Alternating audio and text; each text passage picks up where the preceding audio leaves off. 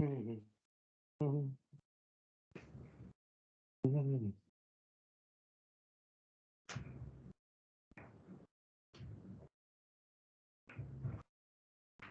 Yeah, Janet, I see that your recording message is up on the Teams meeting here.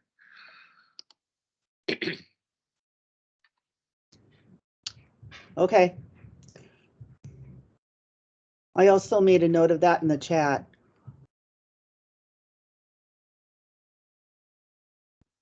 Yep, thank you.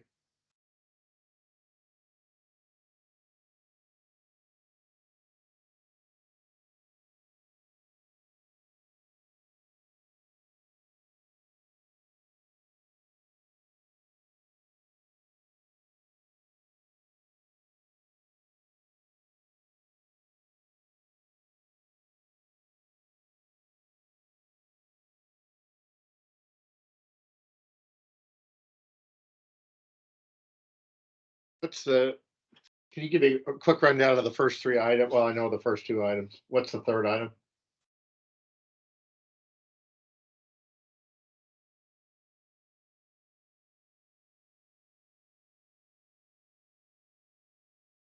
Hey, Janet. Sorry, I was on mute. So the third one down is ODA Soil Health Program Introduction. Okay, and then 4 is The FSMA Manure and Compost Use Rule. Okay, and Susanna's going to present that. Okay.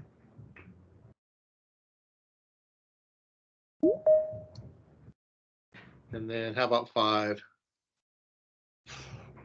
MPDES CAFO General Permit Status. Okay.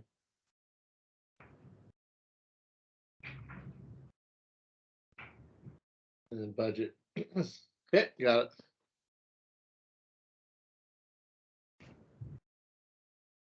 All right, well, good afternoon, everyone. We're getting ready to start up the first 2022 CAFO Advisory Committee meeting. So we still have some folks coming in on the meeting, so we'll just hold off a minute here before we start with introductions. I'm Wim Matthews, the CAFO and Fertilizer Program Manager with ODA.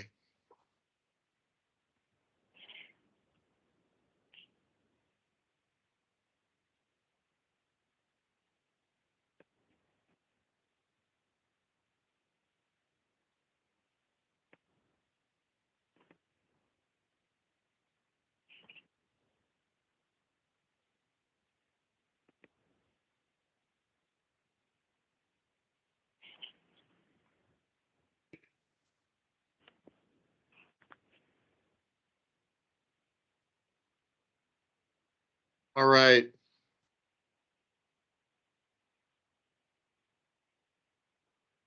So just for everybody's information, we are recording this meeting, and it's how we keep the minutes. And after the meeting, Janet will post the recording probably around 10 days after the meeting.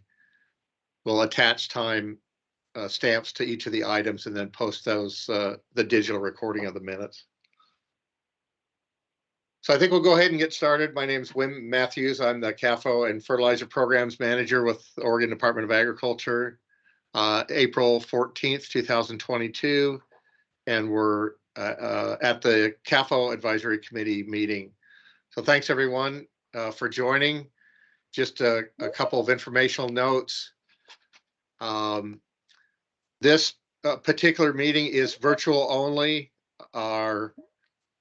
Our thought is that our building is going to reopen to the public on May 1st of this year, and that our July meeting will be a hybrid meeting where we'll have an option for in-person here in the Salem building, provided we're open and functional at that time, as well as a virtual option to join the meeting. So that is just some informational stuff. I'd like the advisory committee members that are on, if you could introduce yourselves, we'll start with that group, please. If you could just do a quick introduction.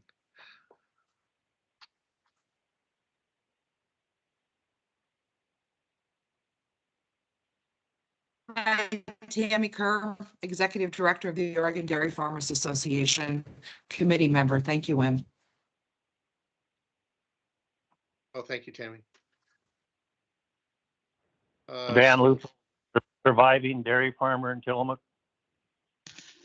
Hey, good afternoon, Dan. Good. Win. Shelby or Jennifer?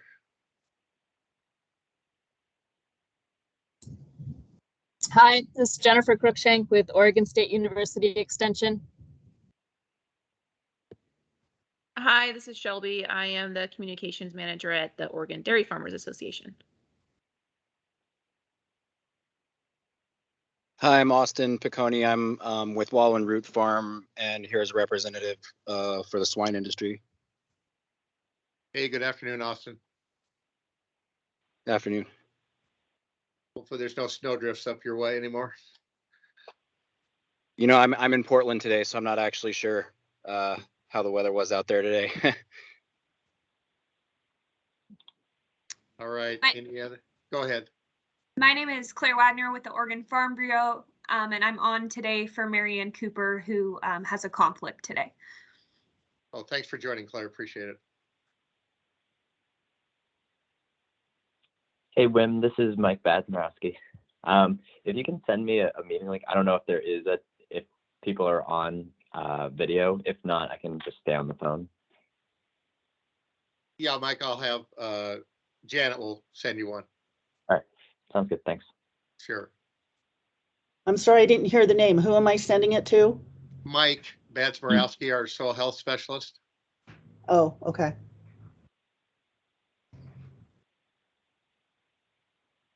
All right, anybody else would like to introduce themselves?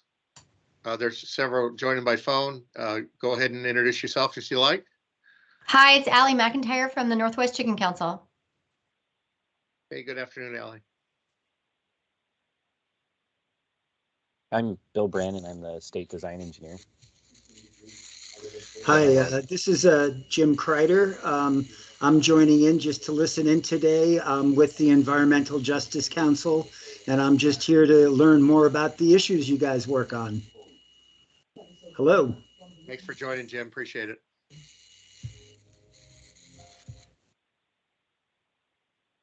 Anyone else? I see Mike Freeze. Hey, Wim, Mike Freeze here, and I represent multiple CAFO clients.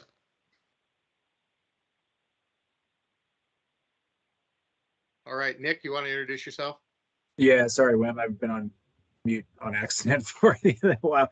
Hi, everyone. I'm Nick Peak. I'm the Regional Agriculture Advisor for EPA Region 10. I'm based out of Boise, Idaho. All right, thanks for making time to join us. All right, last call for anybody that would like to introduce themselves.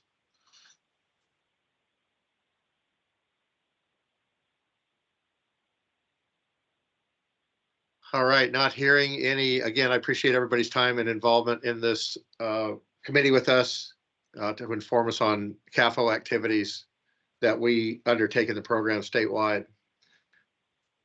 We take our minutes electronically and through a recording, and then, as I said earlier, Janet posts those on the website once she attaches the timestamps to them about when we began those agenda items. Anybody who was here at our October meeting last year, did you have a chance to review the meetings? And if so, are there any changes or corrections we need to entertain?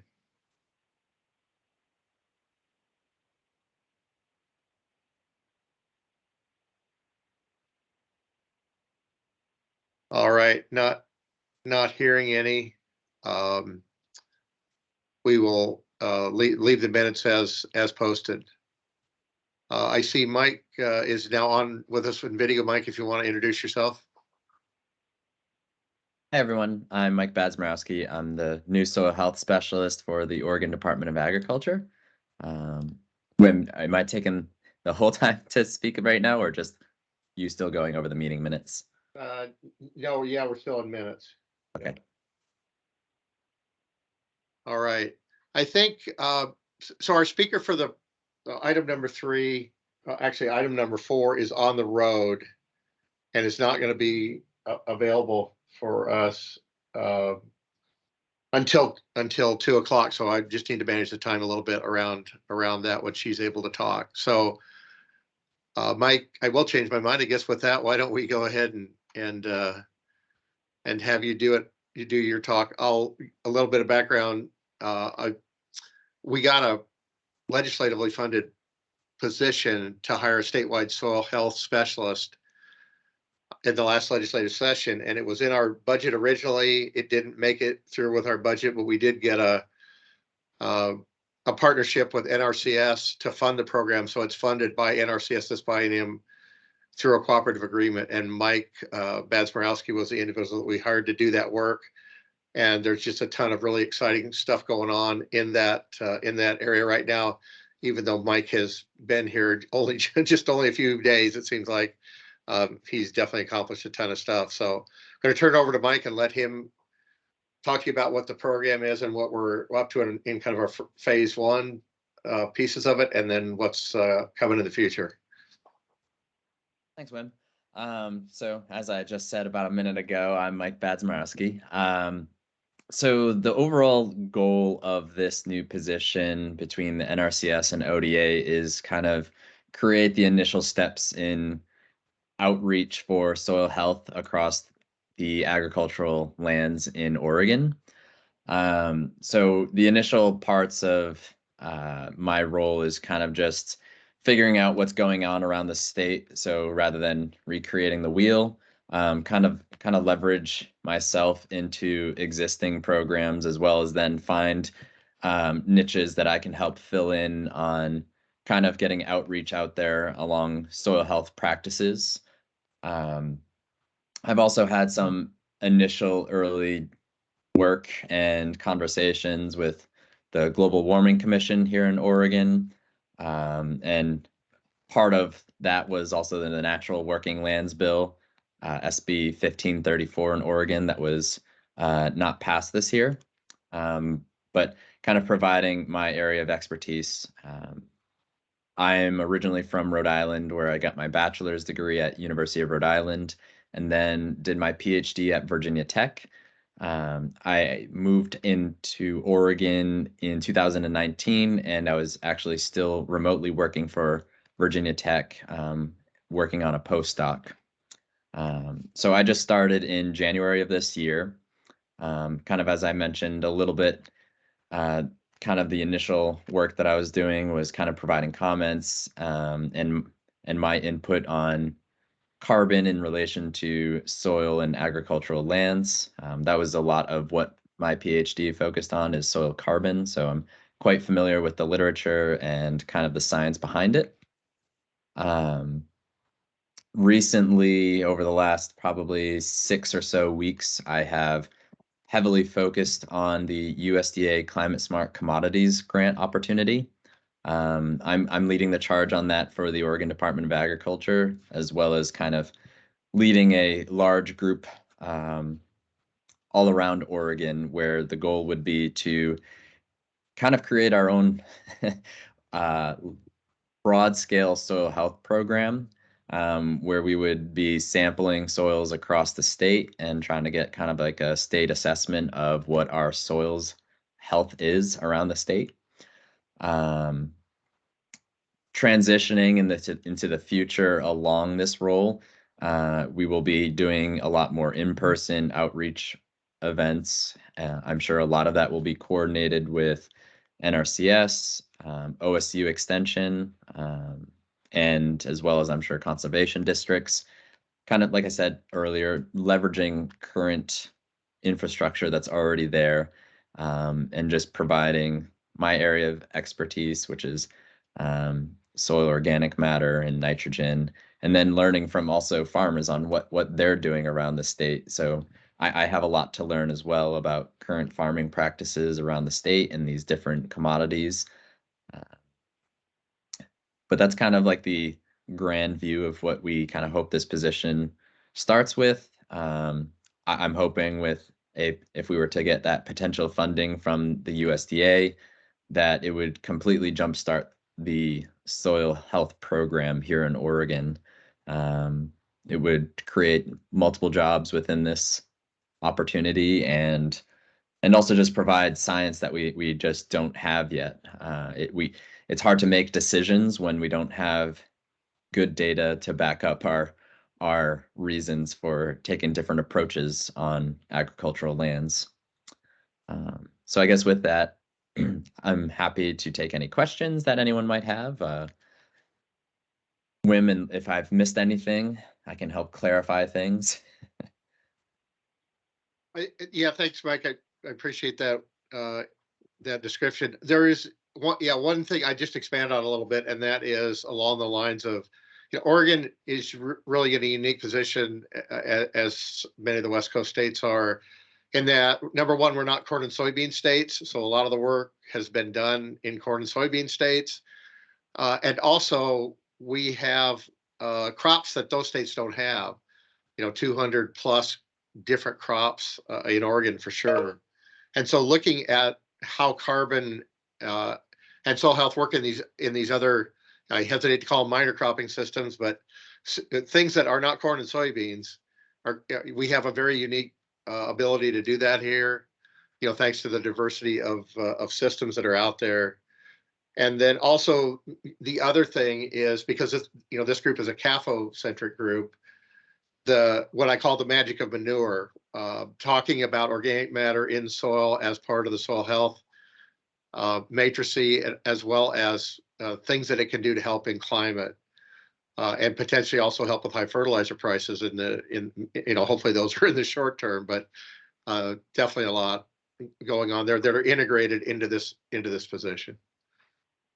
And my background is I've worked with biosolids for the last 6-7 years, so not too far away from manure and in the properties that go behind it. So I'm quite familiar with organic amendments, applications to different lands. As Wim said, I mean, a lot of these different soil health practices that are going on in our diverse systems, we just don't know a lot about yet. And that's where we kind of work together with farmers and figuring out what practices work in which regions of the state. And hopefully that can help expand more knowledge to other states. We could be quite a leader in those practices, because hopefully a lot of our cropping systems continue to become more diverse around the country.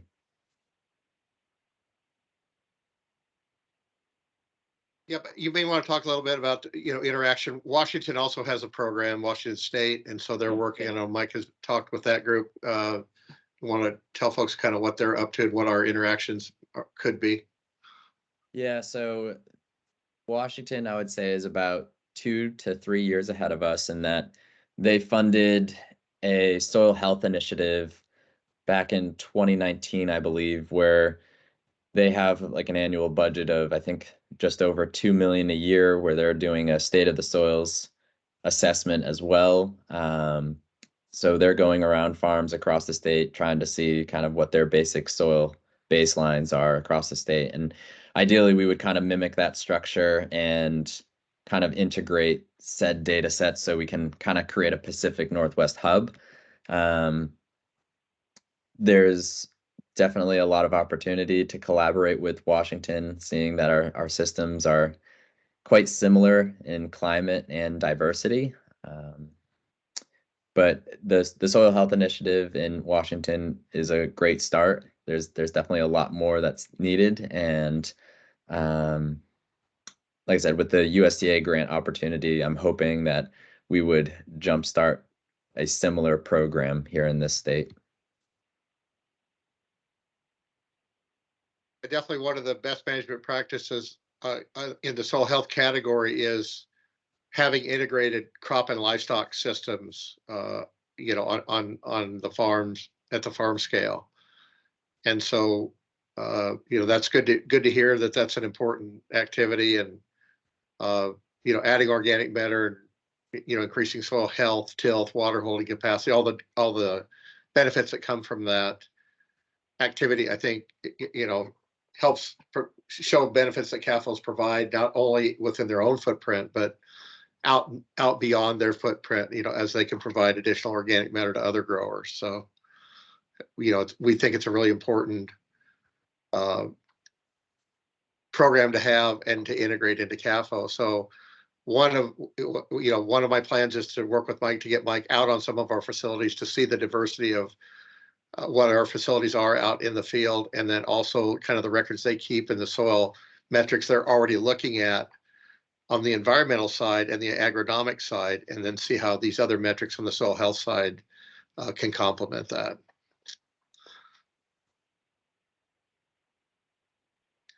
All right, any questions, comments, concerns for Mike or myself?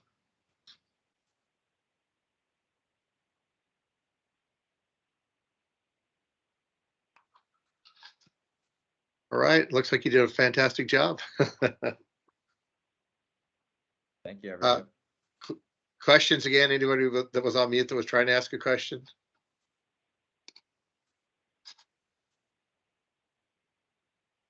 All right, well, we need to, anything else you can think of? Do you want to describe the grant program a little bit, what this application is? Why don't you do that? Yeah, I didn't want to talk about things that people wouldn't necessarily want to hear about, but if I'm sure it could certainly meet a lot of people and within the confined animal feeding operations world, as well as just anyone that's dealing with manure. So this grant opportunity is the USDA classifies anything that reduces greenhouse gas emissions or sequesters carbon via either the soil or biomass as a climate smart commodity. So what I'm putting forth for Oregon is kind of a broad scale proposal where we would be working with pretty much anyone in ag, with the exception of like timberlands, but agroforestry, where integrating livestock would totally be fitting. The manure management, if there's ways to reduce those emissions that people want to try out. The way that we're structuring the program is that we're going to listen to what the producer needs. So I don't want to say that we're going to be funding for just this opportunity. You have to do this practice, like say integrating cover crops on your lands. We're not going to be the ones telling the farmer what they need to do. We want to hear what they want to choose to do in these various different climate practices, whether it's reduced tillage, nutrient management, manure management, agroforestry, integrating livestock into their systems. We want to hear from the producers on what they want to try on their lands. And the goal would be that we provide small grants to either help accomplish that on a portion of their land or help facilitate the buying of equipment needed to uptake these different practices. So we really think that this program could hit quite heavily to many different people across the state. We're going to be applying for probably around a $45 million range. So it's a large ask. So it's going to be quite difficult to get. But we believe that we have a very strong proposal because of how farmer-centric it is. And that's really what the USDA wants. They want to get the most money into farmers' hands as possible so they can adapt these practices. So we would kind of want to make sure that the majority of the money is going towards farmers. And that's how we structured our proposal so far. So I think between the manure management side or collaborating with farmers that want manure, because oftentimes, just because you have manure doesn't mean you should be applying it to your lands. If you've been doing it for a long period of time, it might be better served on someone else's land nearby that doesn't have that organic matter content. So I think there's a lot of opportunity, and if funded, keep an eye out for it. Let others know in the state that a potential opportunity is coming where we would be providing tens of millions of dollars to our farmers to take up these different practices. The money will go quick, but we hope to reach as many farmers across the state as possible in much different systems, all the way from rangelands to nurseries to wheat, potatoes, you name it. We're trying to make sure all commodities are included in the agricultural realm. But yeah, that's due May 6th, so it's been the focus of a lot of my work lately, and it will be continued over the next 2 weeks. That's my primary focus. Yeah, thanks, Mike. I know one of the ways that we would use this project to get money in farmers' hands would be to pay for soil testing. So an analytic activity to try to figure out, well, what's the soil health baseline, for their farm operation at the time they would join into the program.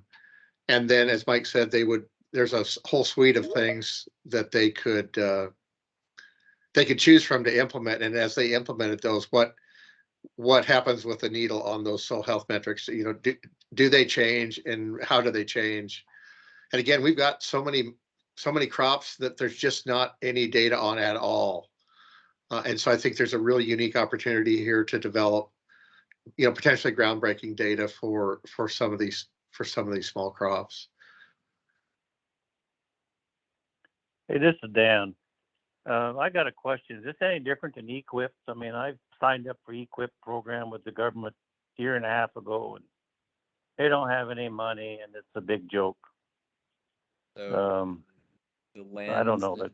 Yeah, so the lands that you have in EQIP, you would have to do an additional practice to qualify, I believe. So the way that I believe that the USDA has framed this proposal is people that are already benefiting from USDA dollars on programs like that. You would just have to incorporate another climate smart practice. It doesn't mean you're excluded. It just means we would have to, like, whatever your current structure is of what your lands are in, you would have to attempt another climate smart practice on those lands. Well, like we got funding for an energy audit, we got funding for a new CAFO plan, but down and dirty, it doesn't do a darn thing good for a farmer because they don't have any money. So it's funding for more paperwork, in my opinion. This is a one-time funding opportunity that this will be real dollars for real farmers to get. As Wim said, we're making it definitely available for soil measurements and whatnot. The equipment it'll be difficult, obviously, to meet everyone's needs, but we are applying for tens of millions of dollars to cover equipment across the state. Now, who that hits, I can't say at the moment, but it does intend to hit a lot of farmers if we're putting tens of millions of dollars towards that. That's what I can speak to as of now. Yeah, Dan, I think for your situation, that, as Mike said, it could complement EQIP and provide additional funds, over and beyond EQIP. And so one of the things it could do would be to pay to collect soil samples and then analyze the samples and provide data back, which hopefully could help you with compliance questions, but also with agronomic activities on your farm. A second potential may be, let's say you decide to implement a no-till practice to plant new grass seeding when you renovate a field. This program, we hope to be able to buy a no-till drill, not just one, but multiple, and have them stationed at different places. So I could see Tillamook, potentially the Soil Water District, would have the drill. So you'd have the machine that you'd be able to use along with others in the region. And then, I think there are other practices you potentially want to try a crop you've never tried. Maybe purchasing seeding, setting up a system to grow a different crop, to add into your crop rotation. So that's some things I can think of off the top of my head. Hey, Tammy, I see you had your hand raised. Yes, I just wanted to ask. Hi, Mike. I look forward to meeting you in person. This is Tammy Kerr with the Oregon Dairy Farmers. And what is the timeline, the amount of dollars, more of the details? Is there anything that's been written up on this that we could share with our producers? Yes, I'm trying. So a lot of so your commissions, or at least the Dairy Commission has heard of it. Tillamook Creamery has heard of the initial 2-page that I've put out. I've tried to make this quite distributed across the state to different commodity commissions and organizations across the state. So forgive me if it hasn't reached anyone yet. I've been working on this for about a month, and obviously putting together the whole proposal and working with everyone and then trying to get as much of the outreach done is cumbersome. But we're gonna be looking at probably around 45 million. I would say about 20 million is gonna go towards equipment and small grants to farmers to uptake these climate smart practices. About another 15 or so million is going to go towards soil measurements and equipment. So it, as you can see, the money is going quick between just those two things. But within that like initial 20 million that I was mentioning for equipment and small grants, we're trying to make sure that hits as many people as possible. So I've at least made some contact within dairy groups. What was the other question, Tammy, that you had? Well, and I would say going forward that it probably should go to trade associations instead of commissions, because the commissions don't work on regulatory type things and we do. So this isn't regulatory, just to clarify. I know, but most things that are coming from the Department of Agriculture usually go to more of the trade associations that are working with the producers. So we all have different jobs. Yeah. Anyway. No, and I totally hear you. I just want to make sure this is a incentive-based program, has nothing to do with anything along the lines of regulatory behavior. I want to make sure that's very clear. I do have about a 3-page write-up that I'm trying to make sure our department approves of that we can send out to as many people, between getting letters of support and just the knowledge of this potential program. So there is a draft that I'm just waiting, hopefully, to send out by tomorrow.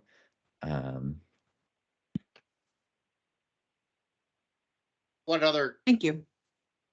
So sorry about that, Tammy. Yeah, one other quick add was that part of the soil measurement piece in this potential project provides information and data, which is the gateway to carbon payments.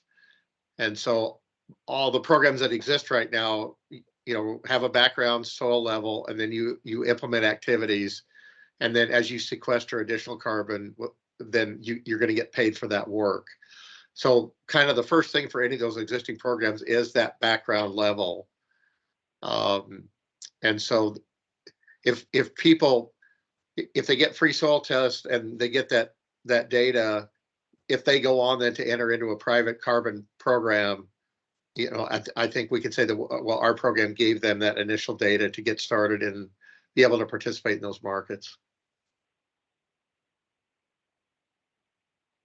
And one final question, Mike, when you're doing soil testing on farms, because this would be a federal grant, then would all the information that's gained from each farm, would that be public information? Would it say John Smith Field 15 or however it was identified? So we will strip personal identifying information, but I will say that I am working with top data privacy experts within Oregon I do want obviously as much data to be available as possible, because without that shared collaboration of what's going on these different farms, it's hard to make any sense of how practices affect things. But I am making sure that privacy is of the utmost concern. We will be spending a very healthy budget on that. The data will not be stored at ODA.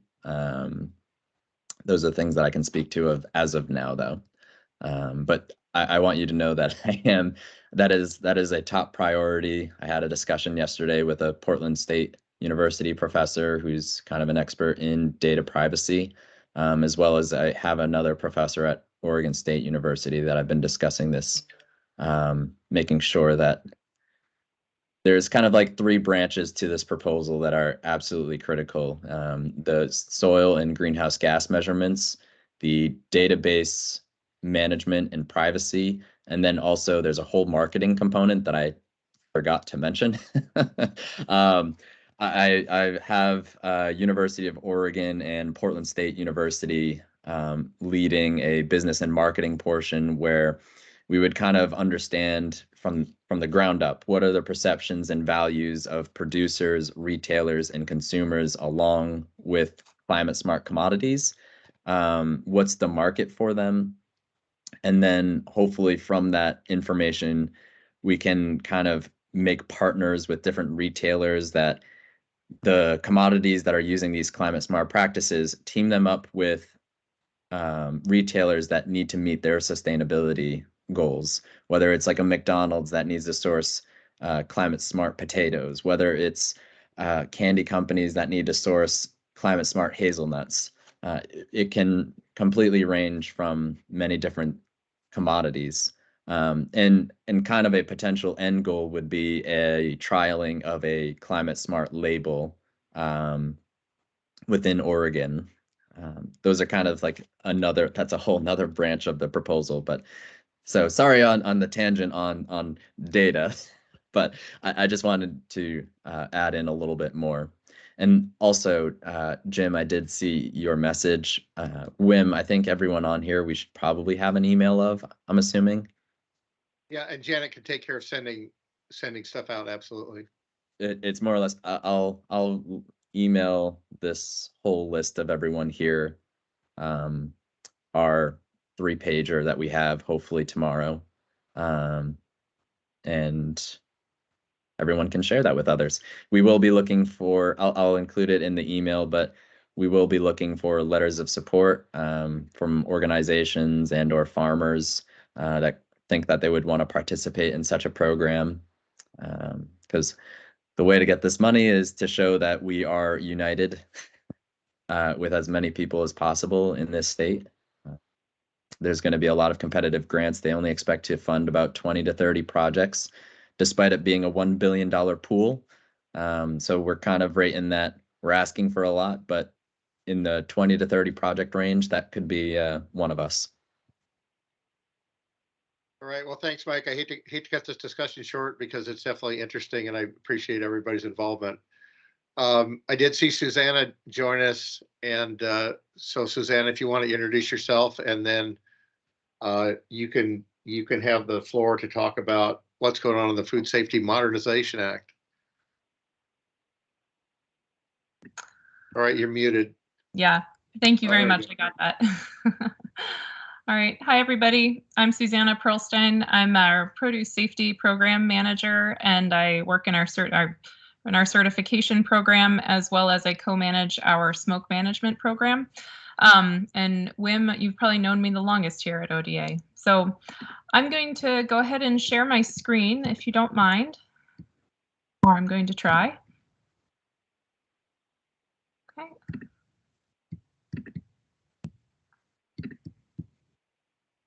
And I believe you guys can see that all right. Okay, I can't see you, so I'm going to take that as a yes. Just shout out if something goes wrong with the volume. But I wanted to take a little bit of time today, and I will say I'm filling in for this presentation, but to talk a little bit about the produce safety rule in Oregon, and then specifically focus on the parts of that rule that are related to CAFOs. And so I'll talk very briefly, very briefly about the Food Safety Modernization Act, or FSMA, and the Produce Safety Rule, Susanna? which is one. Go ahead. Oh, we have a white screen on our end, so you switched over, but we can't see anything yet. Oh, good. Sorry about that, everyone. Let me fix that. While I'm traveling, this is kind of what happens, not having that external screen, so I apologize.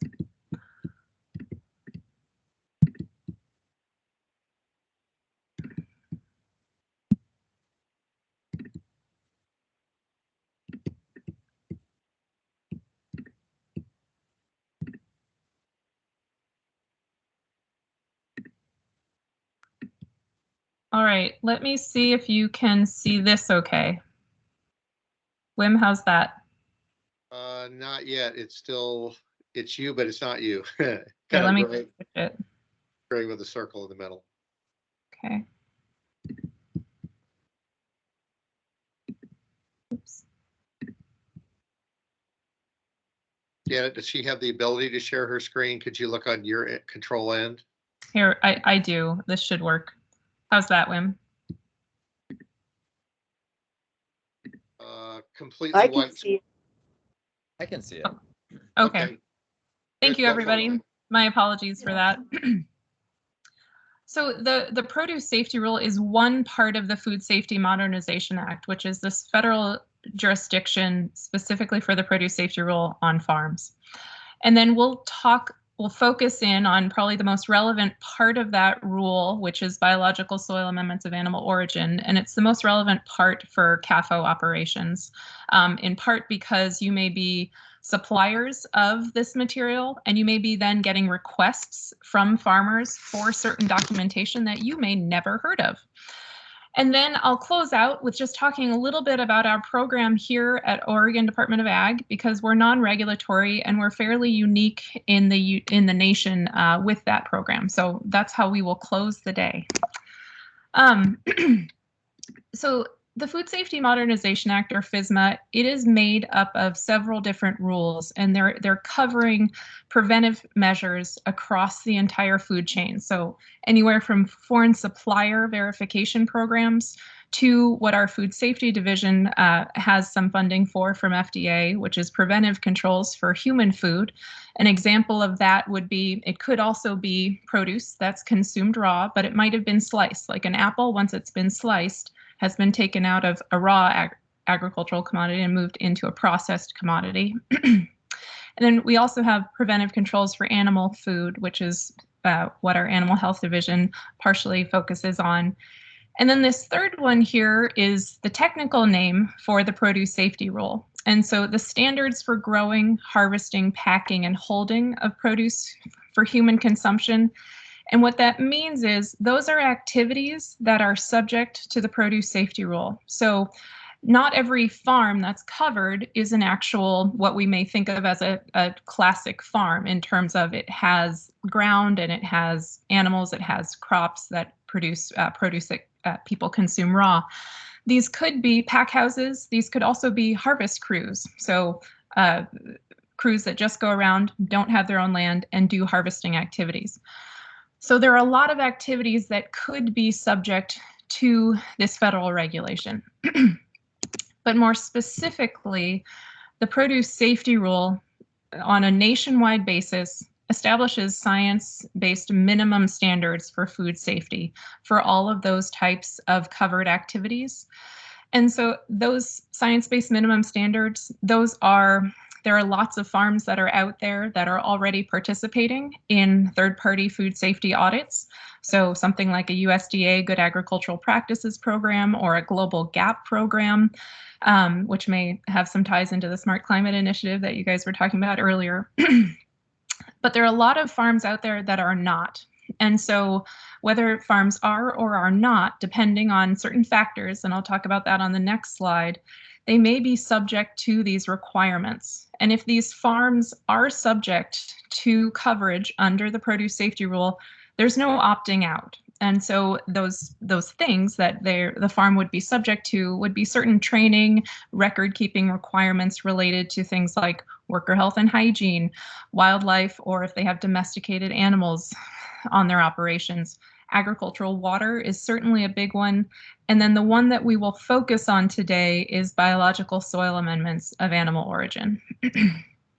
Now, before we jump into that, the biological soil amendments of animal origin, the farm coverage, and I'm not going to explain it in great detail so that I think maybe we'll all understand it, but it is important to stress this side of it, because everything we're about to talk about, if the farms that you're interacting with or you're selling biological soil amendments of animal origin to are not subject to the Produce Safety Rule, then none of what I'm about to talk about applies, essentially, in terms of the federal regulation.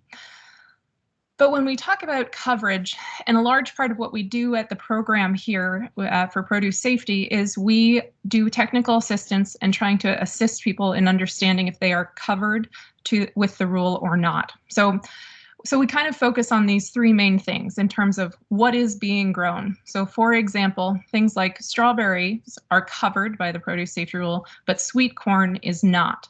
Soybeans aren't even considered produce according to FDA, and so they would not be covered. So if you're selling manure or a composted product to somebody who is only growing or going to apply it to sweet corn, something that is not determined by, that has been determined by FDA to not be something that people typically consume raw, and they did a lot of studies on this associated with EPA, then this again would not be covered by the rule. So what is being grown is a big one, because there are things that are considered rarely consumed raw, like sweet corn. And then how much is being sold? So there are income thresholds, and these are gross produce sales from average over the last 3 years. And remember, that's gross, not net. So it's what's being grown, how much is being sold averaged over the last 3 years, and then where is that produce going? So is it going to a commercial processor that will process that tomato, that fresh tomato, into tomato paste, which would have a validated kill step? And so there would actually qualify that farm for a commercial processing exemption, or excuse me, that crop.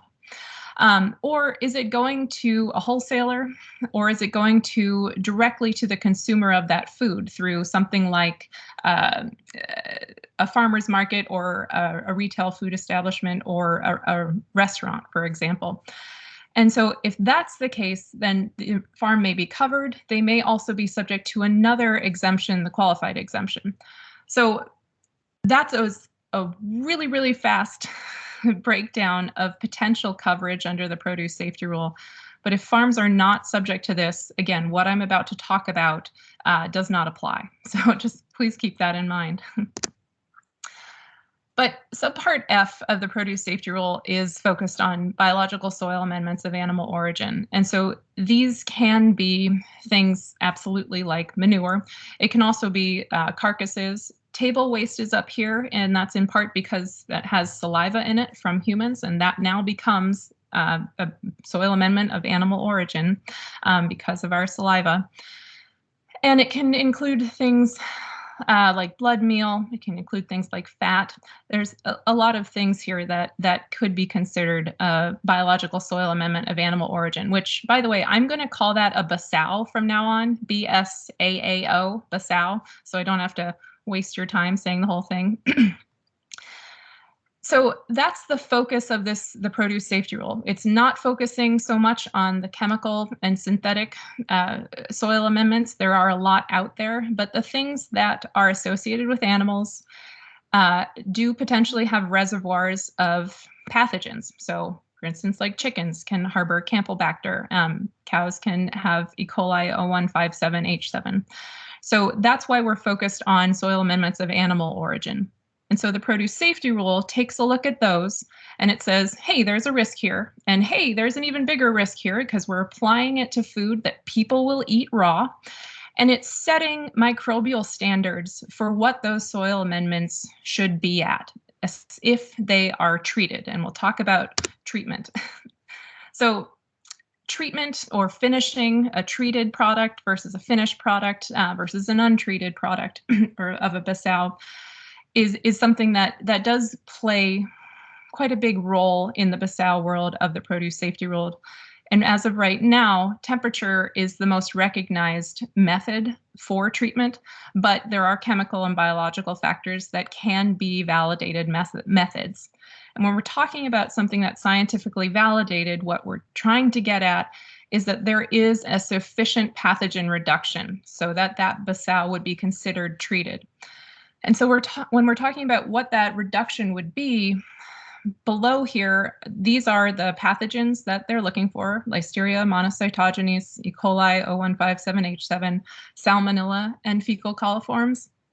And these are the values that are allowed for treated BSAOs, not just talking about treated compost, treated basows, all of them. So there's not a lot allowed in the microbial standards for the produce safety rule. So you can see a lot of non-detects here. Now, I said scientifically validated process. Okay, great. Well, yes, typically it's great if there is a published paper, if there's a method that has been well established. That is something that would want to be cited in anybody's record keepings if they're doing the treatment themselves. But the main thing here is, they can certainly be proprietary research with your own company, but the main thing is here that they have to be able to be reproducible. And one of the things one of the treatment methods that the produce safety rule calls out specifically is composting. And it focuses on static composting and turned windrows. So the requirements that are specifically allowed, and again, these are not the only ways to treat a basow, but these are what are called out specifically related to composting. And we know there are other methods of treating basows.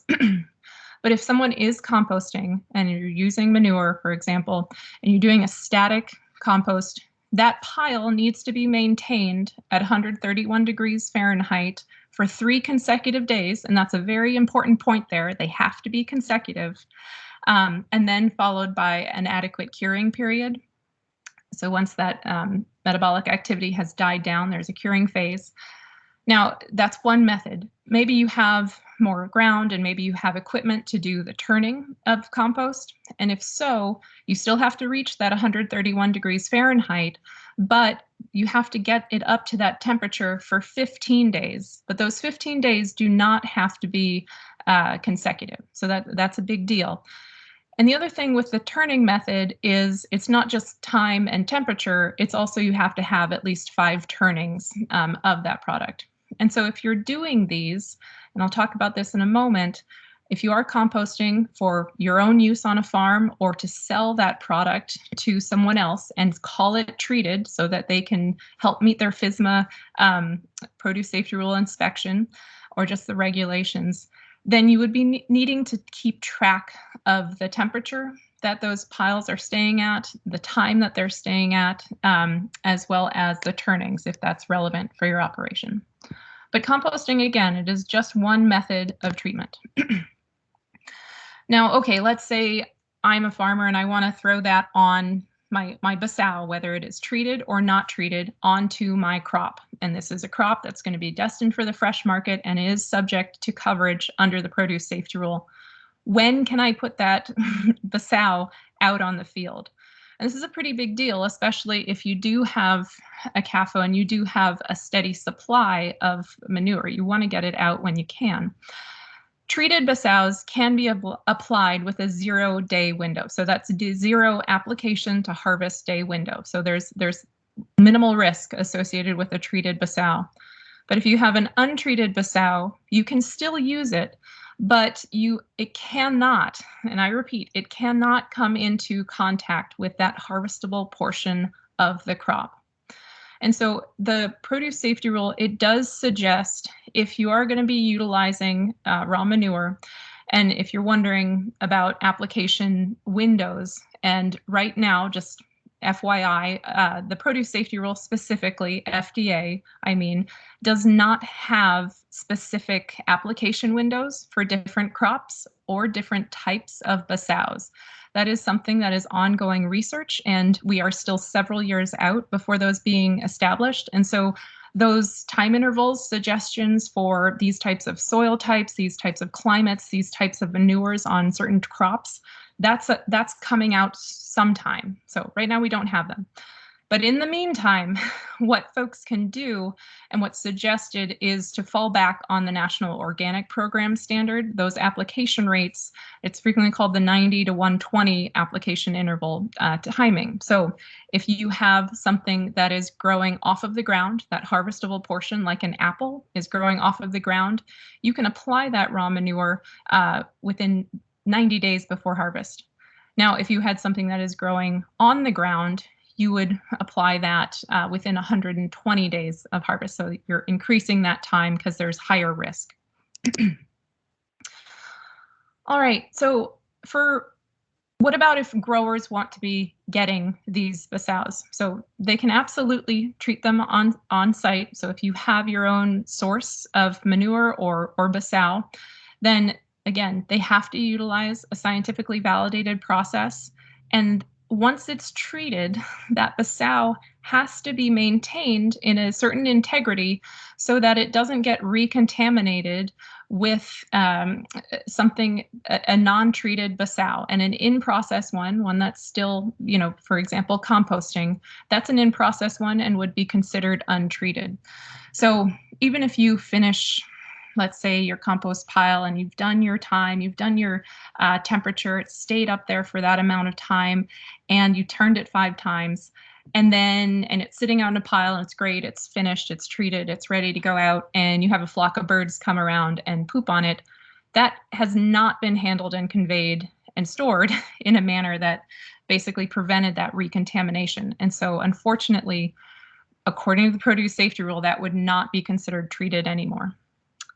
So folks who are going to apply a basow can do it themselves. They can treat them themselves, or they can buy them from third-party suppliers.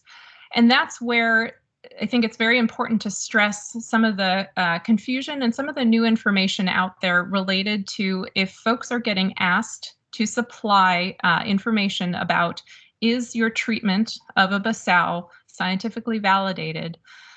That's where we're going to go next, essentially. Because the growers and whoever's going to buy that product from you, they are going to rely on you to not necessarily tell them your proprietary method, but to vouch for it, absolutely. And whether that's vouching for it through citations in literature or other, that is going to be up to your business model. So if folks are going to be treating those basows on the farm, the records that they are going to be needing to take are that monitoring and that record of the data. So that's time, those temperatures, and those turnings, if applicable for turnings and for the method, to show that the parameters and those microbial parameters have been met. Now, the third-party records where somebody is buying it from you, this is where you would need to be supplying a certificate of origin. Sorry, I think it says conformance here, but and that record needs to be supplied to that buyer annually. And so the certificate of conformance, it needs to show 3 main things. Is the process used to treat a basow scientifically valid? And so again, going into the specifics of that process, you don't need to display all of your business secrets, or if that is a proprietary method. But you do need to verify that it has been scientifically validated and that method has reduced pathogens to the levels that are shown again here. So no detect for Listeria monocytogenes, E. coli, Salmonella, and fecal coliforms. There is a slightly less strict method that doesn't even have Listeria or E. coli in it, but it needs to have no detect Salmonella, and then less than 1,000 colony forming units of fecal coliforms. And then the last part of that certificate of conformance that suppliers would need to provide to their buyers annually is, has it been handled on your site after it's been treated and then transported, if that's your part of your sales, or maybe there's another person in that transportation realm from the point of sale, and stored in a way to make sure that it hasn't been recontaminated, and thus by recontaminated we mean pushed back into an untreated basow. And so we tried to, the certificate of conformance, it seems kind of simple, but at the same time, there are a lot of methods out there. There are a lot of goals out there for producers of basows. And so we've put together some fact sheets. We've got this one in the background. I know you really can't read it, but in the background, it's really step-by-step how to draft a certificate of conformance. And the image in the foreground, that is our template for what a certificate of conformance could look like. You do not have to follow this standard, but I will put these in the chat after I'm done talking, but they are also located on our website, which this is our direct link here. And then to summarize some of what I just talked about, we also have a handout on biological soil amendments of animal origin in terms of what they are, what the rule says needs to happen, and how they can be applied. So this is a much shorter summary of what I just spoke about. But with that, I do want to just take a minute, and we've just spent a very brief amount of time talking about the sows, talking about what's treated and what's not treated. And I love this cartoon because, you know, it's the compost pile. We've got worms in soil. There's some apple cores. There's some leaves. And the worms are saying, oh, don't talk to him till he's had his coffee grounds. And so this is a form of vermicompost. And my question to you is, so these are worm castings out here that they're hanging out in. Is this considered treated compost or not treated?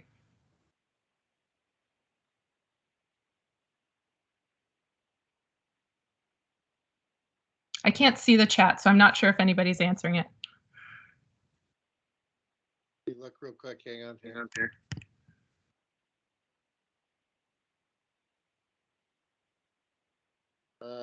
Don't see the answer. All right. So vermicompost is not considered treated. This is, you know, this is coming in one end of the worm and going out the other. There is no treatment process to get these microbial levels down. And so just FYI. Now, that really ends what I wanted to talk about with the BSOWs, but I do want to just share, you know, what we do here in the produce safety program. A lot of what we focus on is, so we are fully funded by a grant from the Food and Drug Administration, and we are a non-regulatory program. And so that means for our Oregon producers and our farms that are subject to this rule, that is not voluntary if they're covered, that the Food and Drug Administration is the one that conducts these inspections on those operations. We as a program, we have a great partnership with experts at Oregon State University. It not only expands, you know, our geographical reach because we have folks all over the state, but also our subject matter reach as well. And there are really three main pillars to our program. And so we do a lot of education and outreach, and that's partly because it is a requirement of this rule, especially since it's not an option, that farms have attended certain amounts and types of training. And so we teach a lot of classes on the different aspects of the produce safety rule. And right now during the pandemic, we started doing them online and for free. And so we've been able to reach well over 1,000 folks since the program started. And then the next part and the biggest part of what I think we do is, or the most tangible, is doing technical assistance. And so again, because we have that funding from FDA, our time is paid for to come out on the operation if you want. Nobody has to, but we'd be happy to basically look at things through the lens of the produce safety rule. So if folks would like a free, totally voluntary and confidential visit, we're more than happy to do that to assess where things are weakly aligned or very strongly aligned with the produce safety rule and provide some extra resources. And then we also, and I apologize in advance to those of you who've already gotten these cold calls from us, is again, because this rule is not voluntary, we are charged with keeping and verifying a farm inventory of farms that are subject to the produce safety rule. And a lot of that is done with mailers and cold calls. So we want to ask those three simple principles based on simple but complicated on what's being grown, how much is being sold, gross produce sales, and where is it going? And with that, I just wanted to thank you all so much for your time, and I'm happy to try and answer any questions.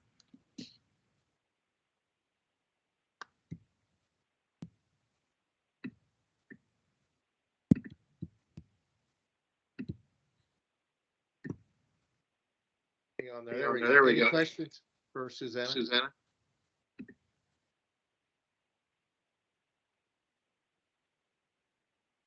I have a question for folks. Has anybody received a request for a certificate of conformance or have heard about them before?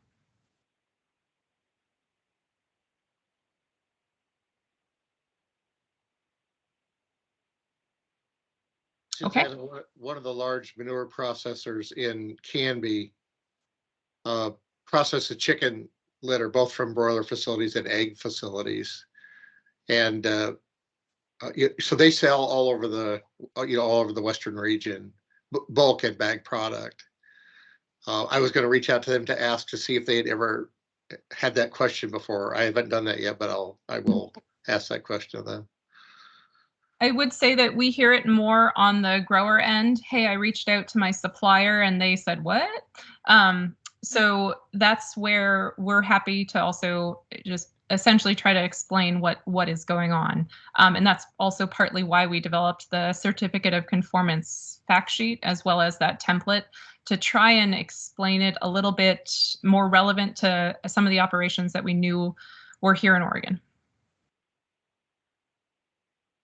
Do you have an idea, Susanna, about how many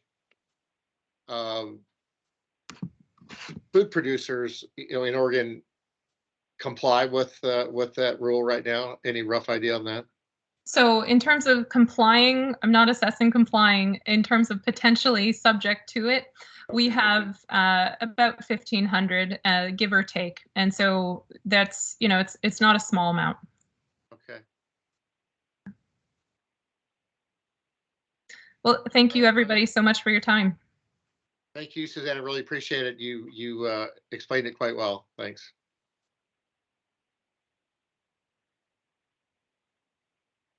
All right.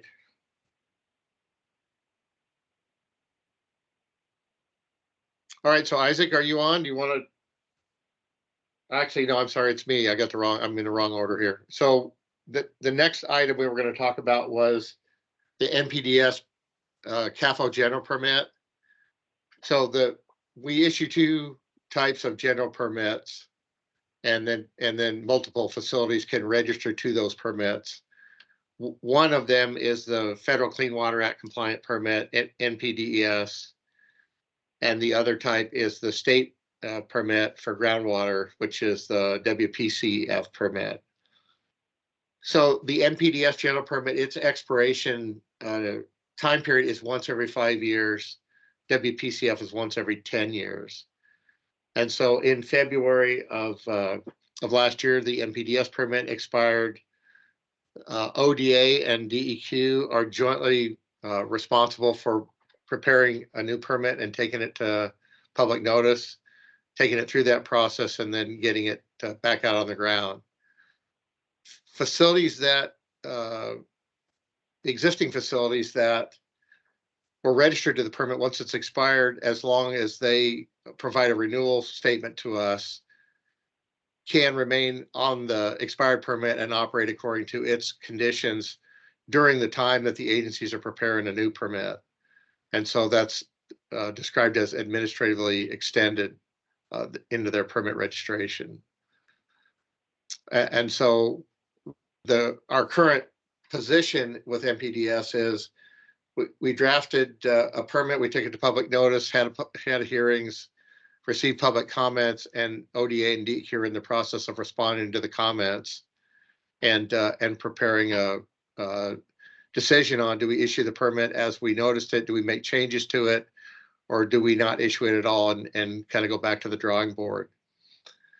Other activities in the region that are pertinent to this activity that ODA and DEQ are undergoing are both Washington State is in the process of issuing a new NPDES CAFO general permit, as well as the state of Idaho. And there have been legal challenges to the Washington permit, and there have been legal challenges to the Idaho permit. The challenges to the Idaho permit were heard at the Ninth Circuit Court of Appeals, and that body provided a ruling and then modified that ruling a bit, I believe in December, sending the permit back to Idaho. EPA is the entity in Idaho that issues the permit, but they're in a transition phase, moving that program over to the state DEQ in Idaho. Part of that transition is EPA provides a permit, and then Idaho DEQ takes over its administration. So they are working on their next steps, and I think Nick will talk about that a little bit. Washington has a second draft, and they're looking to go back to public notice sometime this summer. And Oregon is communicating with both of those states to see what changes they're thinking about or have already implemented, and to try to use that information to condition our permit.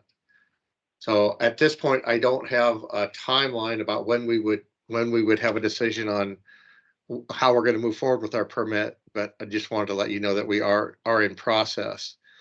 The one thing we cannot do in the situation that we're in Oregon is we can't register any new facility to an NPDES general permit.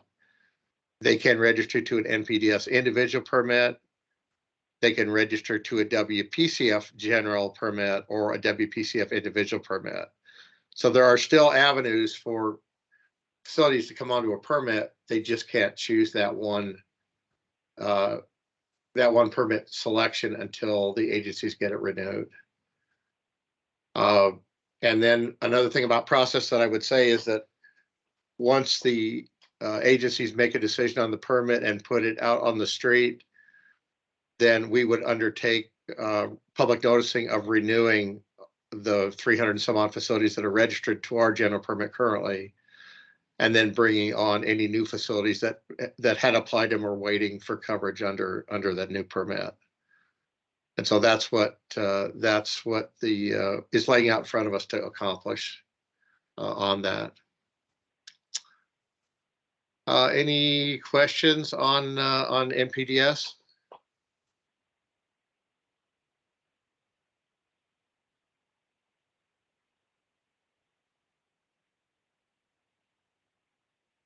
All right. Oh, Amy, I see your hand up. Thank you. It's sort of on NPDES, but I was curious if you have any updates on the Easter Day permit, which would be individual, not general, but I have to leave to go to the doctor. So I was wondering if you have updates on that, if you could give them now, I'd be really appreciative. Absolutely. Yeah, I can provide a short one on that. And so, yeah, the Easter Day facility, they've applied for an individual NPDES CAFO permit. It is something we can issue.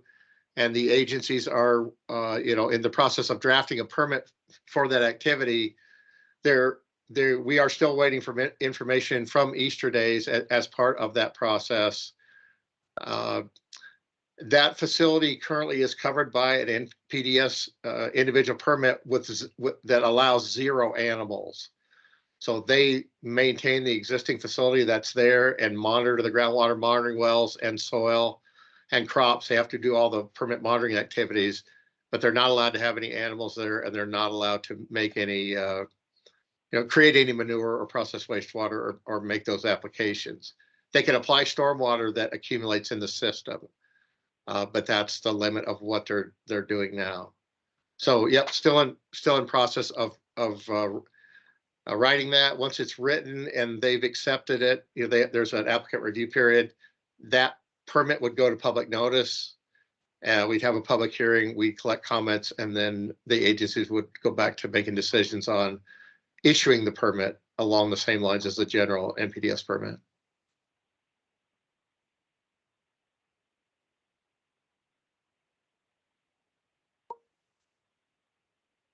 Yeah, you're welcome, Amy, no problem. Any other questions on permitting activities? All right, I think we'll move to the next item then. And Isaac, if you want to introduce yourself, I think some of the folks on this call may not have met you yet, and then talk about our agency budget and CAFO budget activities moving forward. Oh, you're muted, Isaac, sorry. It's always got to be someone. All right. Sorry I was late. Had a double booking for meeting times. My name is Isaac Stapleton. I'm the new Natural Resources Program Area Director, taking over for Stephanie Page. So hello to everyone who I haven't met. So just a couple real short, quick updates. We are currently in development of the agency's request budget for the governor's office. Currently at this stage, we're looking at and evaluating program option packages. So funding requests for each of the program areas within the agency. As far as natural resources goes, we have a few. Most are around our pesticides program. There is one that touches soil health. So you heard from Mike earlier today about his position and what he's doing. He's currently in a limited duration position. So one of the funding requests that we'll be seeking will be to make his position a full-time permanent position for the agency that would be funded through general fund dollars. So that will be the initial ask as of now. For that, you know, the agency's strategy, I think, looking at this next budget cycle with the change in administration, we're trying to keep it as simple and straightforward as possible. So we don't anticipate any major big budget asks at this point, but you know, as those things get more developed and flushed out, I'm sure we'll be continuing to have more and more conversations with stakeholders about what the overall agency budget picture looks like, and what we would be requesting going forward. Wim, did you want me to talk about the CAFO position recruitment, or did you want to take that one? If you would do that, that'd be great. Okay, perfect. So if you all recall, a CAFO inspector position was held vacant through the pandemic for savings, for budget savings. That position was originally offered up as a budget cut. It wasn't taken. We still have that position, and we've been evaluating the best use of that. One area of need that we have heard from is increased speed on permit processing and review, and all of the pieces and parts that go along with that. So as of now, we're looking at that position to be a split position. So partially dealing with permit processing and development, and partially as a field inspector out doing CAFO inspections. So it'd be a split. It's not quite 50-50, but thinking in that realm to speed up that process. And if anybody has questions on that or input, would be glad to hear it.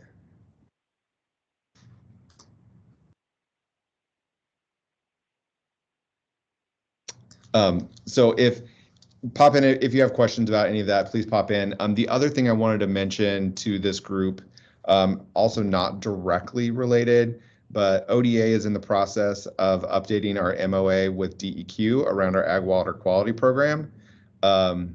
We will be having that MOA go out through public comment. It'll also be shared with the EQC and with DEQ's EQC and with ODA's Board of Ag, as well as broadly with stakeholders, to make sure we get as much public comment and participation in that process as we go through it. But really the intent of updating the MOA is taking what was existing there and just making it more applicable to how the two agencies are actually interacting currently, and making it more reflective of that process. So I don't think there's any major changes in it, but wanted to make sure that we have as much public comment in that process as possible. So more to come. The goal for that MOA completion is by December of this year. So I think we're projecting to have a draft that we share out publicly in July or August, if I'm remembering the timeline correctly. So more to come on that, but just wanted to make sure I threw that out there in case anyone was interested in that as well. All right, any budget or other questions of Isaac?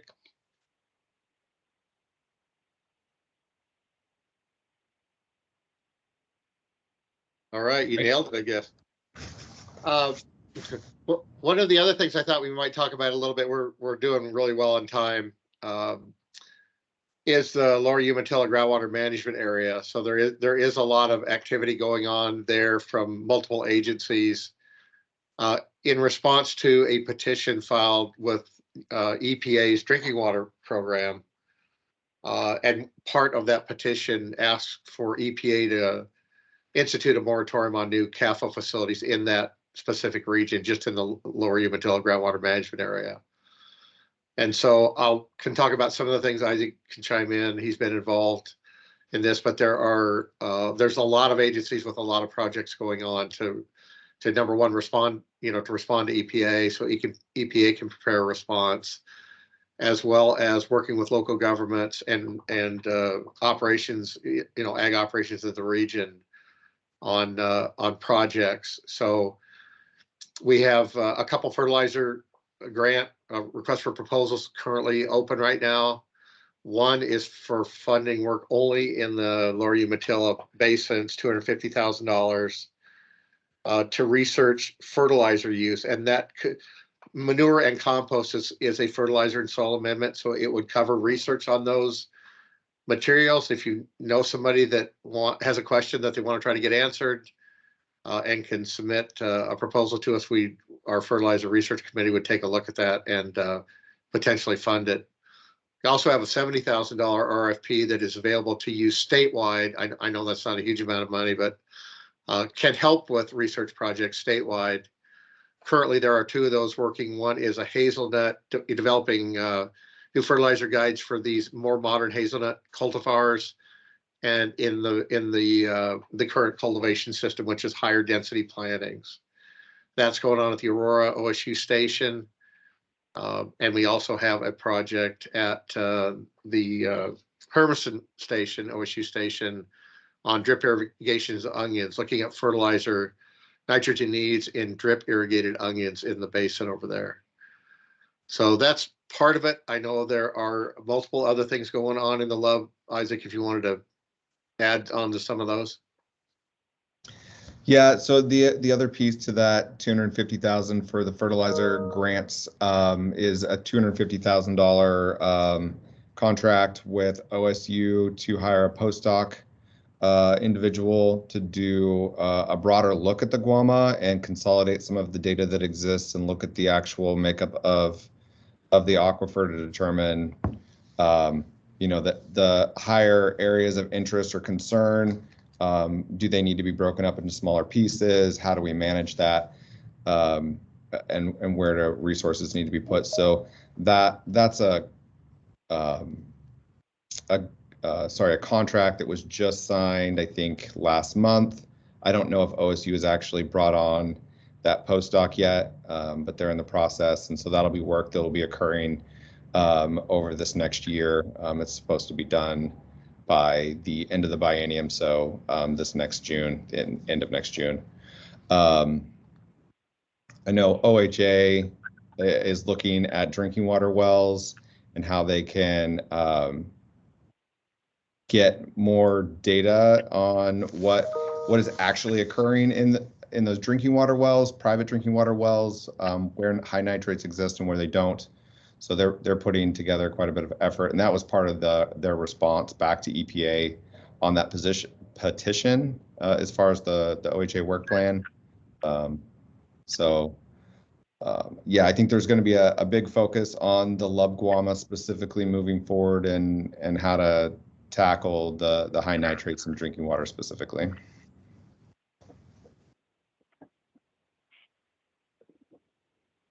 Right. Well, thank you for that. Yeah, I think that's an important part. Definitely, CAFO's in that region, and they'll be part of the study and activity over there for sure. All right. One more opportunity. Questions for Isaac or I on budget or those other items? Lub Guama.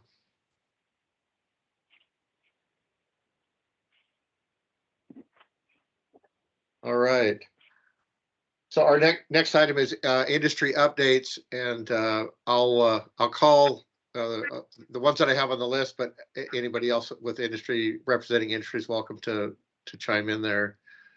Nick, with EPA, could you? These are actually partner in industry updates. I kind of lump those groups together. So Nick is a partner with us. Yeah, Wim, do you want me to go ahead? If you would, please. Yeah. Okay. got 3 updates this morning, or this afternoon. It's been one of those days, Wim. Wim mentioned earlier the Idaho NPDES CAFO general permit that we're working on. Just some background on that. EPA issued that permit in May of 2020. The permit is and will transfer over to Idaho DEQ eventually, but the reason it hasn't transferred over yet is 2 environmental organizations filed an appeal with the Ninth Circuit Court of Appeals on that permit. And until EPA resolves the appeal process, then we're going to hold on to the permit until that process is resolved, and then we'll transfer it to DEQ. Just very generally, the basis of the appeal was monitoring provisions in the permit, specifically the monitoring of underground discharges from waste storage ponds in the production area to waters of the United States, and monitoring of dry weather discharges off land application fields to waters of the United States. One thing I'll just point out, and just to make clear, is that when we're talking about underground discharges from waste storage ponds, we're talking about discharges with direct hydrologic connections to waters of the United States. Under the Clean Water Act, our federal authorities are limited to surface water discharges, not groundwater discharges, which is different than states like Oregon or Washington, where waters of the states includes groundwater. And so we've met with a lot of folks over the past several months, and hope to be moving along somewhat quickly, as much as a federal agency can, on reissuing that Idaho NPDES general permit for public comment, and we'd only be taking comments specifically on the monitoring provisions that we're updating in the permit. So that's a real quick and dirty update on the Idaho NPDES permit. The other thing I just wanted to touch on is waters of the United States, and I've probably said this many times, but you know, the update of the waters of the rule defining waters of the United States has been in a state of flux for years and years now. On December 7th of last year, EPA and the Army Corps of Engineers proposed a rule to establish pre-2015 definitions of waters of the United States, and this is definitions prior to the Trump administration's rulemaking and prior to the Obama administration's rulemaking. So going back several versions of the rule. The agencies concluded a public comment period on that on February 7th. And the agencies are currently mulling through thousands upon thousands of comments regarding that rule. The other thing that happened earlier this year is on February 24th, EPA and the Army Corps of Engineers announced 10 regional roundtables across the nation to basically get feedback on everyone's experience with waters of the United States. And so there's a whole host of different entities that are involved in these regional roundtables. There was a nomination process to be selected for one of these regional roundtables, and it was a pretty robust nomination process. There's not a specific Pacific Northwest regional roundtable, but there are 2 regional roundtables that have Pacific Northwest representatives on them. I'll put it that way. The first one is a roundtable being hosted by the California Farm Bureau, and the second is a roundtable being hosted by the Wyoming County Commissioners Association, the Montana Association of Counties, and the Idaho Association of Counties. The information on these roundtables on when they are happening has not been announced yet. I expect that in the near future, but they're going to be virtual roundtables. That format has not changed, and I think the logistics will be coming out in the near future on how to at least listen in on these roundtables. The last thing I just want to touch on, and Wim asked me to touch on this, is CERCLA and EPCRA reporting requirements for air releases of hazardous substances from animal waste at farms. Just some background on this. In June of 2019, EPA issued a final rule which exempts farms from reporting air emissions of hazardous substances from animal waste under EPCRA. That, of course, was challenged. Several environmental groups filed a complaint in the DC Circuit Court challenging that rule and saying that it was arbitrary and capricious and in violation of EPA's statutory authorities. Well, there was also a new administration that came in, right? And in January 2021, under President Biden's executive order, EPA is reviewing that rule as well as many other rules for consistency with the new administration's policy objectives. And so there's a lot of rules that are being looked at right now. More recently, on February 14th, the DC Circuit Court granted an EPA motion to remand that final rule without vacature back to EPA regarding EPCA reporting requirements for those air releases from animal waste. And what this means is that the court decision to grant that remand means the rule and its exemption are going to remain in place for those farms while EPA goes through a new rulemaking process. And that's going to include public notice and comment on the new rulemaking. And it's going to be either to revise the rule or to rescind the rule. And so that's being worked on right now. It's, you know, I think in the initial stages of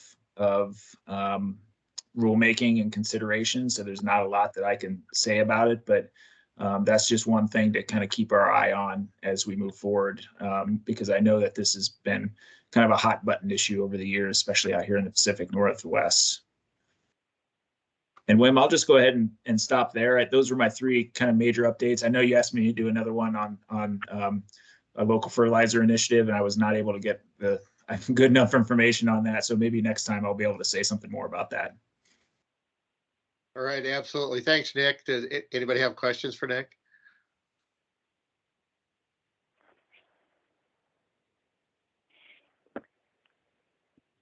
All right. How about USDA or NRCS folks? Any updates from our partners there?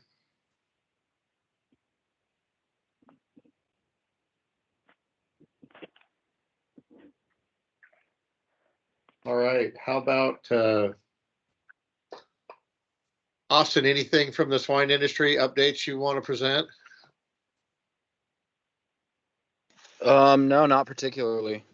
Okay. Not that I can think of, but thanks. High feed prices. I think that's probably across the board for everybody. Pretty much, yeah, and bedding as well. Oh, interesting. Tammy, anything from dairy you'd like to add? Or No, high feed costs, high fertilizer costs. Actually, a friend to the industry, to Extension, Mike Gamroth, passed away over the weekend. So I was sorry to hear that news and sorrier to share it, but wanted you to know. Yeah, thank you for that. We appreciate it. Yeah, he was a good partner with OSU Extension. Dan, anything dairy going on the coast? Well, I got a neighbor selling out next week. I talked to the auctioneer, and he said he's being swamped. So that there's dairies selling out like crazy in California, and feed costs are killing everybody. Most people have contracts till another 90 days, and then it's going to be a real mess because can't survive in high feed costs where they're talking about new prices. So it's going to be interesting, or what you're going to call it. Sure. Well, that's sad news. I know we've had a fair amount of permit transfer activity. I think because of the activity that you're talking about. But you know, I guess from our end, it looks like we've got people that are moving in to take over some of those facilities and operate. So yeah, hope everybody has a good outcome on that activity.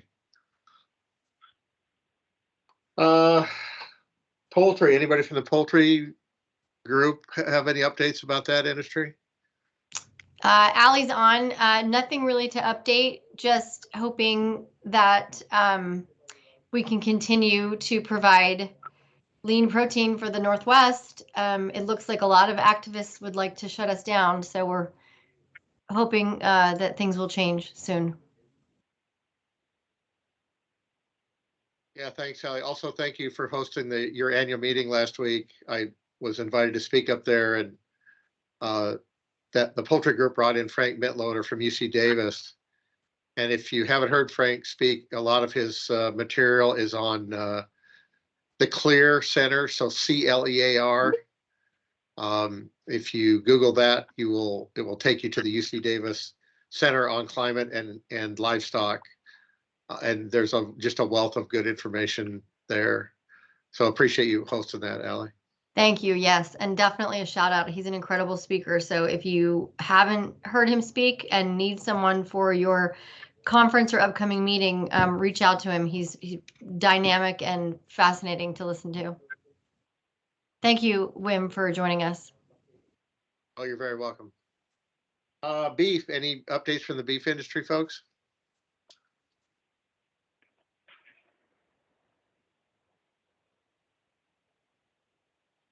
All right, anybody else that I didn't call on that would like to provide an update?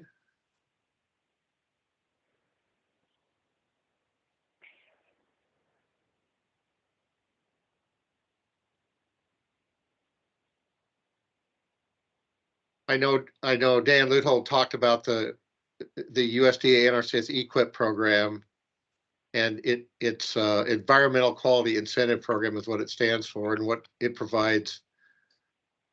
Historically, what it's provided has been cost share through the federal government under the Farm Bill for structural activities like manure storage facilities or composting facilities, gutters, manure tank covers. I think they'll do a little bit of funding on digesters. And they also provide management, funding for management activities like collecting soil samples to validate your nutrient management plan or developing a nutrient management plan. And so I'm sorry I don't have an update on what's going on with that program. I know it's out there and available. You check in with your local soil water district or USDA facility to do sign up. I do know that most of that information has now moved online. And I know myself, I report all my acreage online. I mean, I don't have to go into the office anymore. Everything's done, through their system. So they have once you sign up, you'll get all the updates about all the cost share programs. It will come directly into your email. So if you haven't signed up, check that out. And that seems to be the way that most of the information is coming out of that group now. All right. Last call for updates from anybody.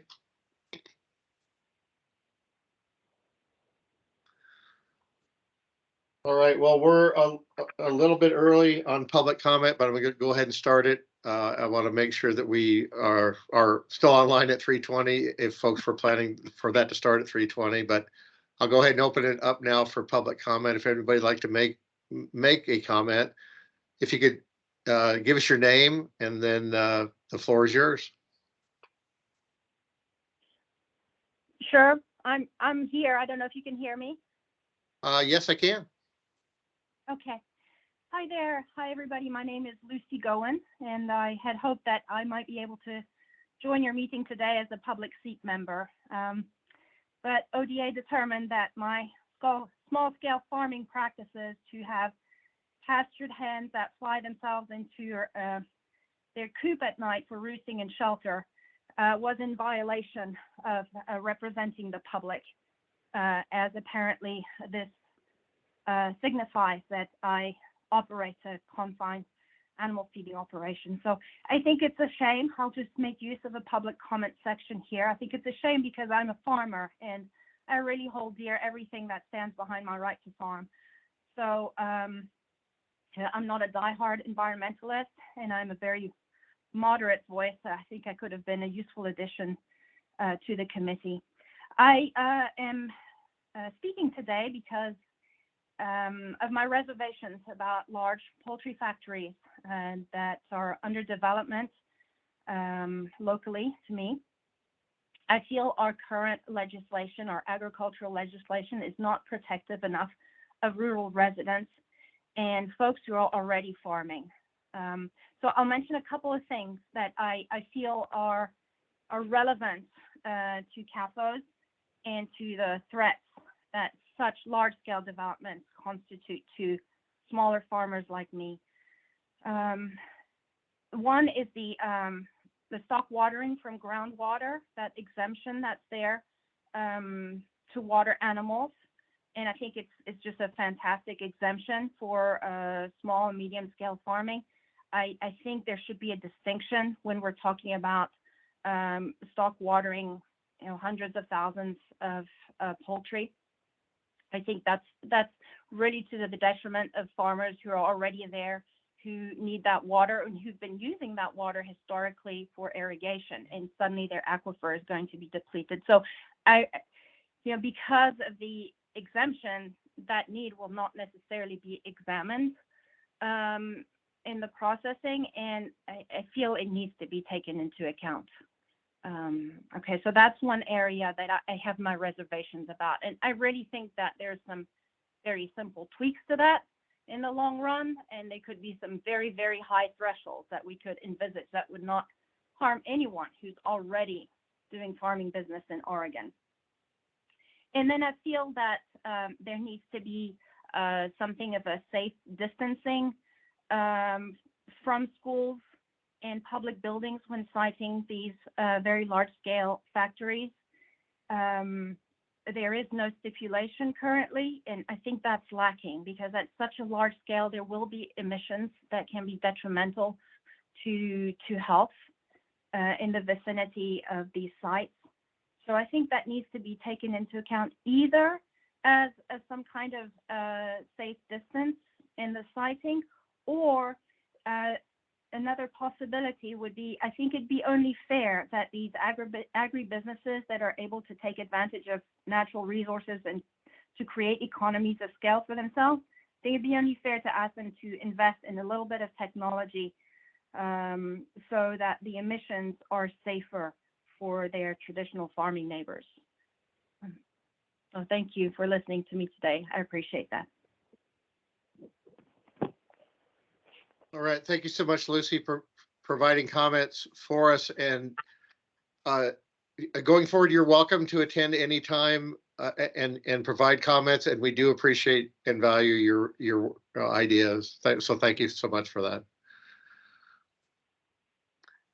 Anyone else would like to make public comment?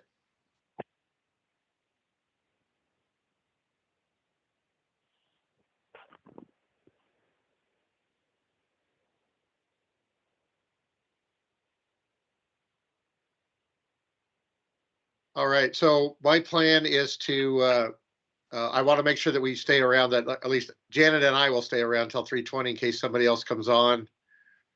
Everybody is welcome to join us, but I'm going to keep the meeting open until at least that time, just in case somebody shows up at that time to make a comment. And remember that the meeting is recorded, and so that recording will be available. If you miss part of it and want to re-listen to it, you'll be able to do it there. Or if a comment comes along that you didn't hear and want to listen to it, you'll be able to do that as well. I guess the other, and this is probably not new news to many, but also on the sad news categories, another death in the dairy industry. In Tillamook, Dale Buck passed away, I think several weeks ago now, but his memorial service is Saturday in Tillamook. Longtime dairyman and partner with our agency on CAFO projects. Yeah, when he was on the CAFO committee for a long time too, wasn't he? He was before I came here. Yeah, absolutely. Right. He did a lot for the industry that people didn't know about. So, amazing man. He was. I was always amazed at the questions he asked me, and the fact that he was willing to research stuff and understand, you know, all sides of it to make a decision.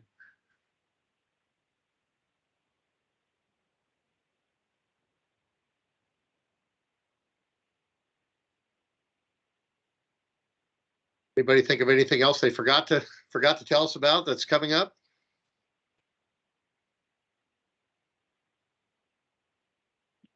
Spring. Yeah, yeah, for sure.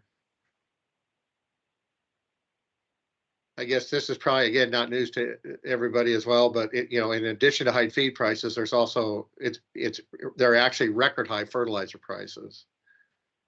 And I also manage our fertilizer program, and we are seeing some nitrogen materials and some phosphorus materials that are at prices that are records. There's some nitrogen products that were a little over $400 a ton in November.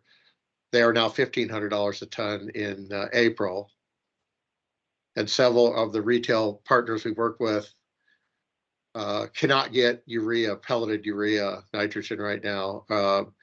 They're ordering 8 rail cars at a time and getting 1 or 2 delivered. So there's high prices, but there's also a shortage of some materials, which we've heard through that industry.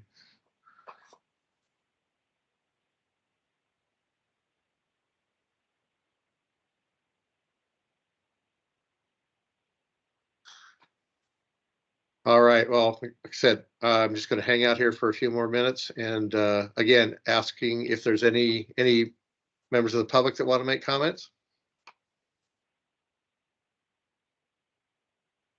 All right. So Janet, don't turn us off. But if anybody else needs to leave, thank you so much for your time and participation. Get the minutes posted ASAP. The next meeting is in July, and again, I am planning now for it to be in person in Salem, with a virtual option to attend and participate as well.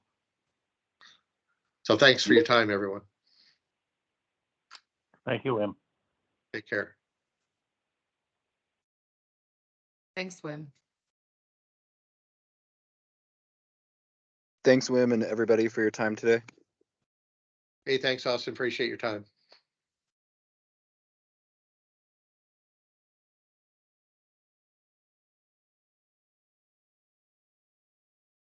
I'm going to clean up my emails, Wim, and hang on to see if you do get any other public comments. I thought that there would be more today. Sure, that works out fine.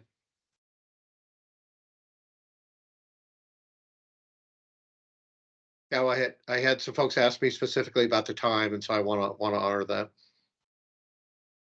Of course. Of course. Oh, I guess one other positive thing, if Oregon Ag Fest is next weekend at the State Fairgrounds in Salem, I should have mentioned that. It's a really fun family event, and to be the first time in a couple of years that we've been in person at the State Fairgrounds. So excited to be back again with hands-on activities and no masks and no social distancing. And it'll be interesting to see how it really turns out, if we get a lot of people that come or what, but lots of hand washing stations, you know, and all of those important things. Thanks for that reminder, Tammy. I forgot that was coming up. Hopefully I'll be able to get out there with my kids. 12 and under, they're free. Yeah. But buy them online at Wilco ahead of time, because that'll save you from standing in line. That's a good tip. I like it.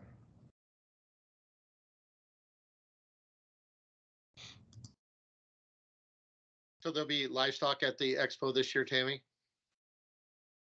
Yes. Yes. And the 4-H and FFA kids with a lot of their projects. So Craig Anderson, you know, they're retired from Chemeketa, is still kind of in charge of a lot of the livestock, but most of the dairy breeds, a lot of sheep, beef, poultry. Normally they have some swine, but I'm not involved with some of those details, but still serve on the board and really enjoy the people and love the event. It's great to see people that want to come. You know, it's one of the best family events out there. And for people to just to learn more about production agriculture, it's a great opportunity for a lot of city folks to get their hands a little dirty and then have to wash them up. But a nice event. I volunteered one year and I drove the tractor pull and one of the people trains around. And yes, I yes, mean, we still do that. The shift that I had, I don't know, I had a couple 3-hour shift driving, and I think the train was full every time I pulled away from a station. It was full. So there were definitely a lot of people there. Yeah, one of my favorite things, and I don't drive the tractor, but I like to to ride on the back of it and talk to the people. You know, we ask questions and find out where they're from. And, you know, there's always plenty of people that are new to the event, but a lot of grandparents that bring, you know, their grandkids every year. And anyway, it's kind of become a family event for an awful lot of people. Yeah.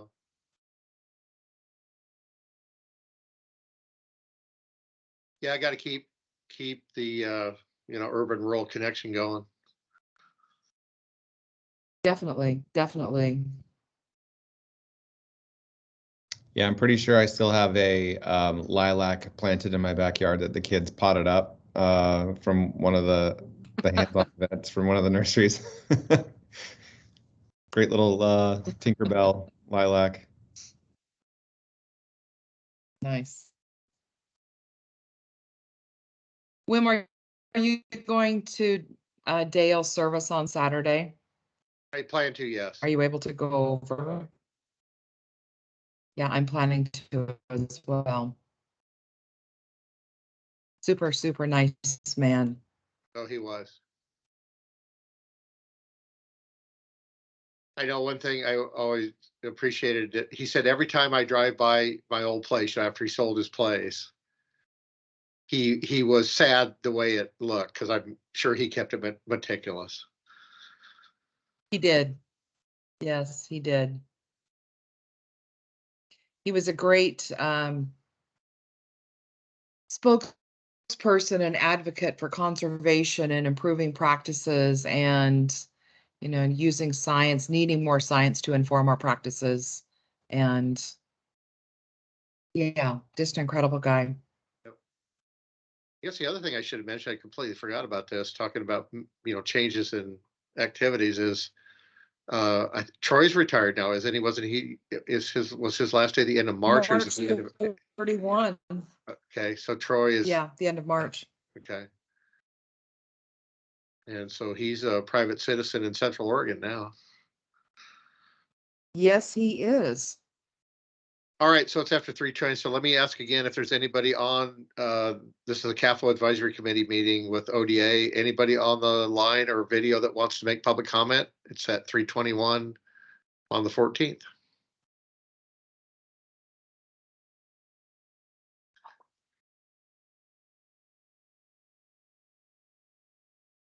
All right, not hearing any, I think we'll end the meeting. So thank you all for coming and participating. Appreciate it. Oh, I also should have put out the call. I will have Janet send out a call to everybody, but if you have agenda items that you'd like us to put on for July or October, please send them our way, and we'll send that out to all the members and advisors, and like say happy, or if they're working on research projects, in their industries they want to present, happy to include those kinds of things on the agenda, and if you'd be willing to present that to the group. All right, thank you all. Take care. Thanks. Bye. All right, bye.